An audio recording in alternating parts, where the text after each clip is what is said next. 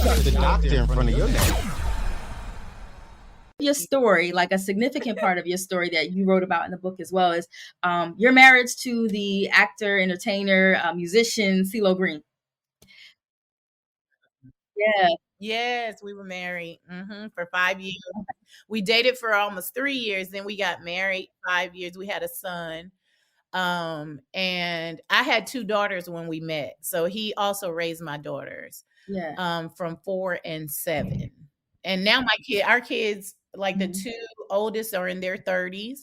And our son that we have together, that we, birthed together, he turned 24 on the 30th. So all of our kids are grown, and now we're grandparents. So we have 5 grandkids. Amazing. And yeah, thank you. Yeah.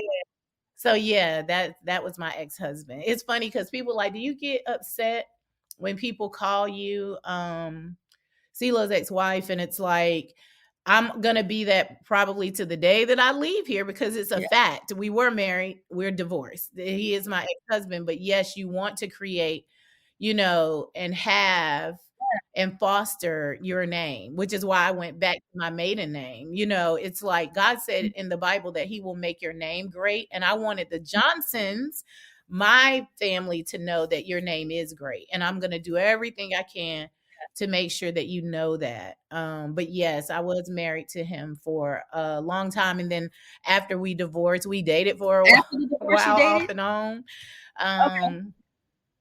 After the divorce, because we got a divorce, not in love with each other. And in love with each other still.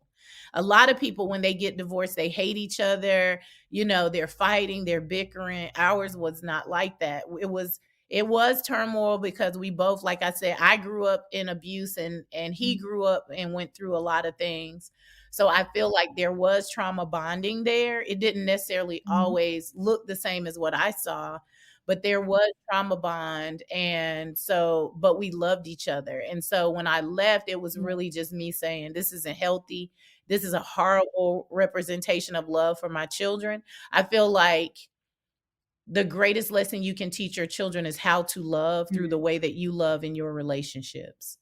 And that's what we carry on. We see our parents, we mimic that behavior. It's not always good, And so we went through a lot. I'm talking about it in the book. I know it doesn't come out to October, you guys, and so I don't want to give too much away, but we went through so much, and it was unhealthy. So I decided I'm going to go. If you're not ready to, get counsel and stay in counsel and do what it takes to keep your family, then I'm going to leave. The love did not. I left, but my feelings for him didn't change, for a long time. So we still did everything the same. We were together for holidays, Mother's Day, the kids' birthdays, Christmas, vacation. We did stuff the same way. And that was hard too, because there were no boundaries, initially. And so it was kind of like, well, you still got your wife and your kids, you still got your husband and you can't. It felt the same, but it really wasn't healthy because it's very confusing. Now I'm single, but he's still here. You know what I'm saying? He's single, but me and the kids are still around. You know what I mean? So it was unhealthy for a long time. I feel like now the boundaries are set, but it took us a long time to get there, because it was like family. We love each other. We're supposed to still get along, and then being in the public eye, we want to set the example of us still getting along. And let people know you don't have to hate each other. You can still be friends. So when I did Atlanta Exes, he came on and supported me, and he was even saying stuff like, you're not my ex-wife, you're my continuum. Or, when the laws change, I'm gonna come back and marry everybody, just little stuff that was kind of like, this isn't gonna work, so over time, boundaries have been set.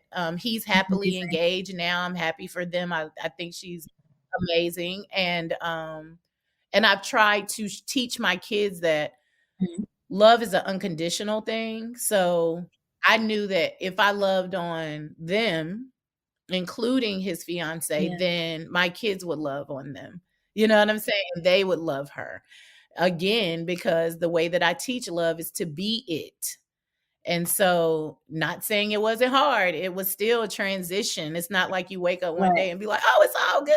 You know, we were together the other day and now somebody else is here. This is a new reality. It was tough. For sure. But love For conquers sure. all things. You The doctor in front of your name.